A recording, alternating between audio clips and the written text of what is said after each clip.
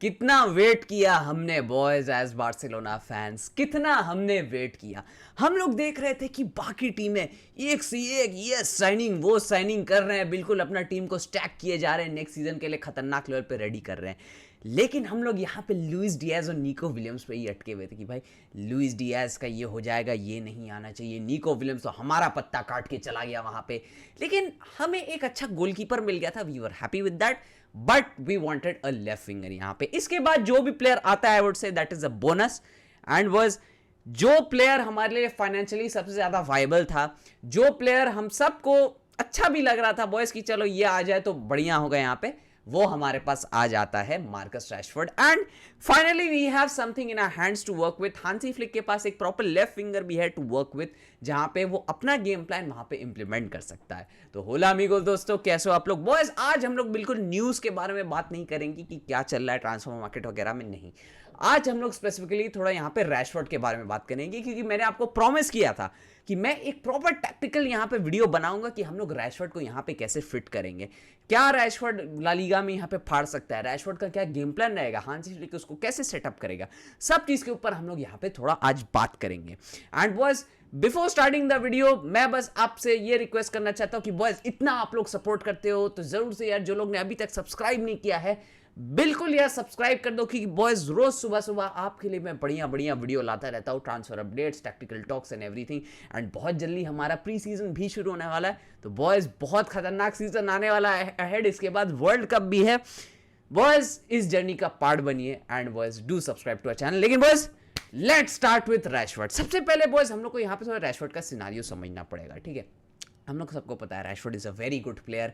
हमने देखा है मैनचेस्टर यूनाइटेड में, ऑल्दो हम सबको मैनचेस्टर यूनाइटेड बहुत ज़्यादा तो पसंद नहीं है पर्सनली मुझे तो नहीं है, मुझे आपका नहीं पता, उसका इतना खतरनाक राइवलरी रहा है, लेकिन बहुत ज़्यादा अप्रिसिएशन भी है उन लोगों के लिए, because they have got a good history, they have got good players and a very very good club overall. यहाँ पे अभी उतना गुड नहीं है यहाँ पे, बट द थिंग इज कि यार boys let's talk about Rashford. यहाँ पे रैशफोर्ड यूनाइटेड का एक इस टाइप का प्लेयर था जो अभी ऑफ लेटली तो लेफ्ट फिंगर ही खेल रहा था, लेकिन उसने अपना करियर यहाँ पे एज ए स्ट्राइकर शुरू किया था। अब वो बहुत ज़्यादा अडेप्टेबल प्लेयर आप बोल सकते हो कि स्ट्राइकर भी खेल सकता है, लेफ्ट फिंगर भी खेल सकता है।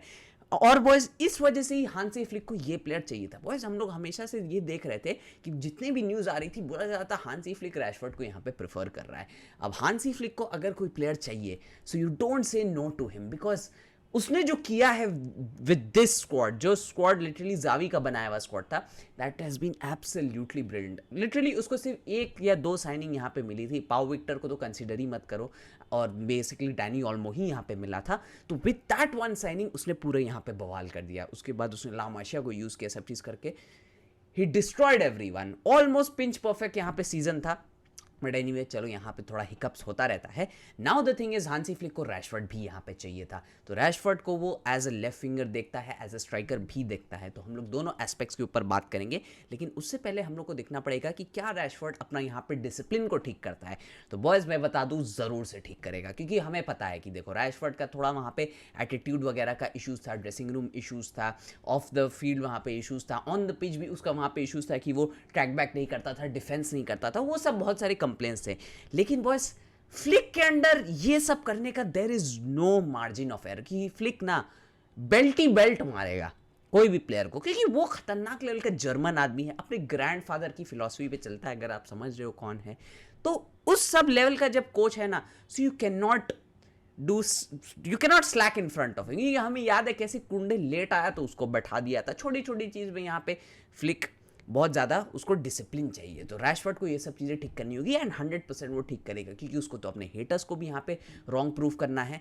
तो इन सब चीज़ को देखते हुए boys Rashford will do his best on the pitch. वो अपने आप को पूरा यहाँ पे बिल्कुल कोशिश करेगा कि वो खतरनाक लेवल पे खेले, तो उसमें कोई दिक्कत नहीं होगा। Now boys let's talk about कि रैशफोर्ड को कैसे खिलाएगा हांसी फ्लिक। तो देखो इनिशियली यहाँ पे हम लोग सबको पता है कि रैशफोर्ड बिल्कुल से आके एकदम फाड़ के स्टार्टर नहीं बन जाएगा कि ले भाई एकदम बिल्कुल घुस गया टीम में, नहीं। रैशफोर्ड एकदम इनिशियली स्टार्टर नहीं बनेगा। स्टार्टिंग टीम वही रहेगी जो हम लोग इस सीजन में देखते हुए है, जो हांसी फ्लिक का टीम ऑलरेडी सेटअप किया हुआ है। लेफ्ट विंग में राफिनिया, नंबर 10 में मोस्ट प्रॉब्ली डैनी ओल्मो या फर्मिन लोपेज, राइट विंग में लामिन यमाल और up top Lewandowski. This will be the main lineup. अब धीरे धीरे रैशफोर्ड को इंटीग्रेट किया जाएगा। हांसी फ्लिक का मुझे ये चीज़ बहुत अच्छा लगता है, वो एक प्लेयर को कभी रश नहीं करता है।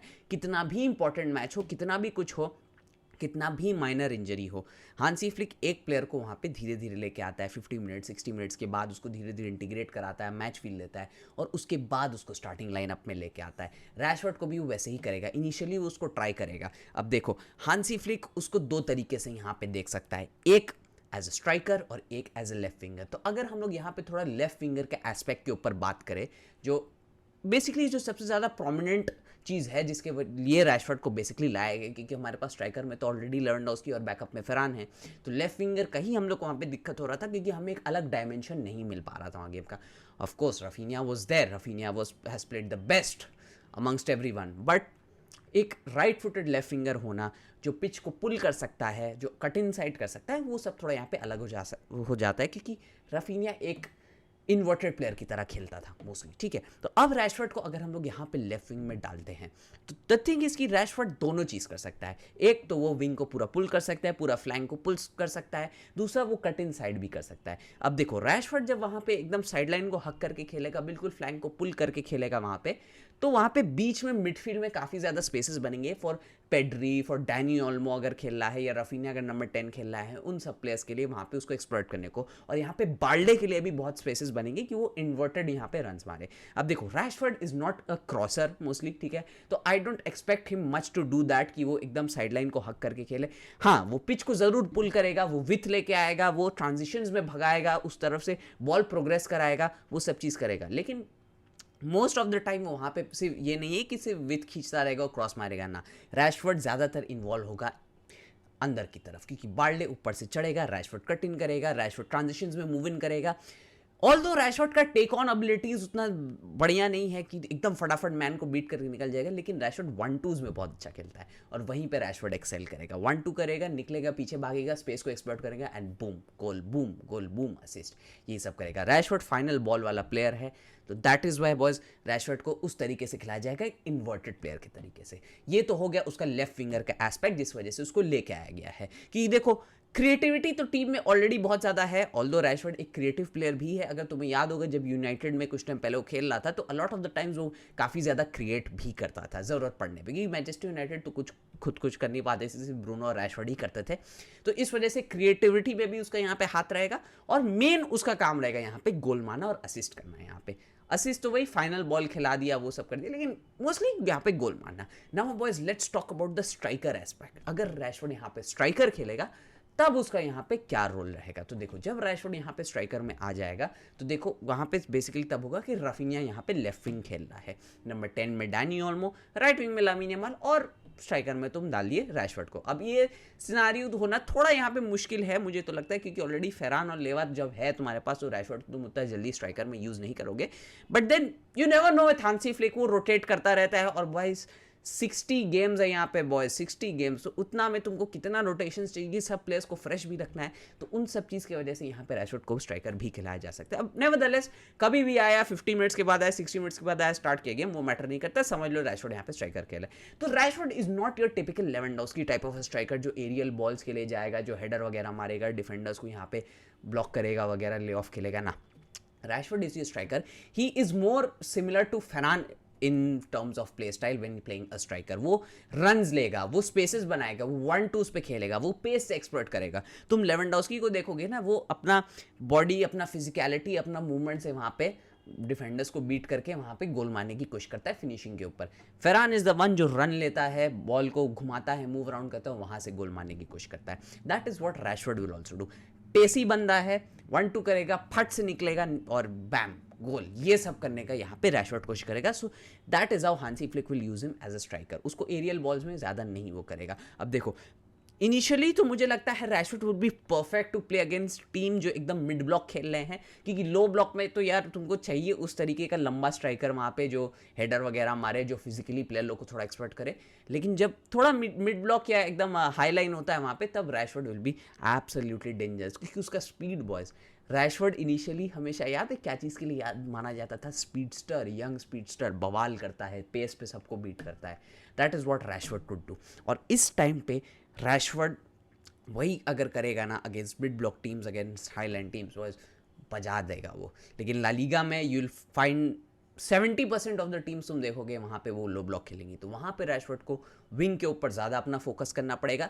स्ट्राइक में लेवेंडोव्स्की, फेरान भी काम करेंगे। ऑल्दो ऐसे नहीं है कि बिल्कुल ही लो ब्लॉक के अगेंस्ट नहीं चलेगा बॉयज, हो सकता है वो अपना गेम को यहाँ पे चेंज कर दे, क्योंकि हांसी फ्लिक के अंदर हमने देखा है कि प्लेयर्स कैसे अपना स्टाइल को अडेप्ट करते हैं, कैसे अपना गेम को चेंज करते हैं। फ्रैंकी डियोंग जब लिटरली इतना फास्ट पासर, इतना fast mover of the ball बन सकता है, तब रैशवर्ड क्यों नहीं बन सकता है? तो कुछ इस तरीके का यहाँ पे रैशवर्ड का सेटअप होगा। अब देखो बॉयज, मैं आपको पहले से एक चीज़ बता दे रहा हूँ, रैशवर्ड इज़ नॉट अ सिंगल मतलब game changer, single one man army तरीके का, नहीं भाई। टीम अच्छा खेल रही है, रैशवर्ड भी बहुत अच्छा खेलेगा। टीम बुरा खेल रही है, रैशवर्ड को का भी परफॉर्मेंसेज वहाँ पे इफेक्ट होगा। हमने यहाँ पे देखा है he is not some Messi जो अकेले एक अपने बलबूते पे गेम घुमा सकता है ना। तो इनिशियली उसे बहुत ज़्यादा एक्सपेक्ट मत करना, धीरे धीरे हो सकता है वो खतरनाक लेवल पे चले जाए। बट यार देखो, जो भी है रैशवर्ड को यहाँ पे सेट होना पड़ेगा और उसको अच्छा से यहाँ पे अपना पूरा काम करना पड़ेगा।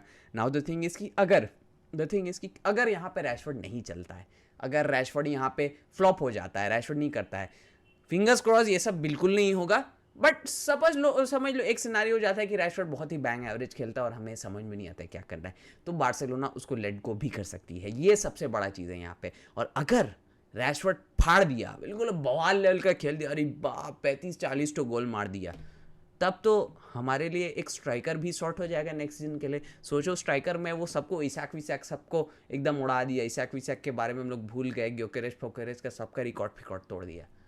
बहुत ज़्यादा मुश्किल चीज़ है ये इमेजिन करना, बट समझ लो यहाँ पे देन 30 मिलियन में we will have one of the greatest players in the world, समझ लो उस तरीके का भी हो सकता है। तो इस वजह से बॉयज़ ये जो डील है बार्सिलोना के लिए, this is a very win win deal. ठीक है, बुरा खेला हटा सकते हैं, ज़बरदस्त खेला रख सकते हैं, और ज़बरदस्त खेला तो स्ट्राइकर भी हमारा बन सकता है नेक्स्ट सीज़न के लिए। तो बहुत से यहाँ पे सिनारियोज़ है, बट वही चीज़ है, लेट्स सी इन सब का जो जवाब है हमें इस सीज़न में मिल जाएगा, एंड होपफुली पॉजिटिव जवाब होना चाहिए, यहाँ पे पॉजिटिव जवाब होना चाहिए। So boys with that being said मैं इस वीडियो को यहीं पे एंड करता हूँ। वीडियो पसंद आए तो वीडियो को लाइक कर देना, चैनल को सब्सक्राइब कर देना, एंड मैं मिलूंगा आपसे बहुत जल्द अगले वीडियो में। तब तक के लिए बाय बाय, हस्ता ला विस्ता।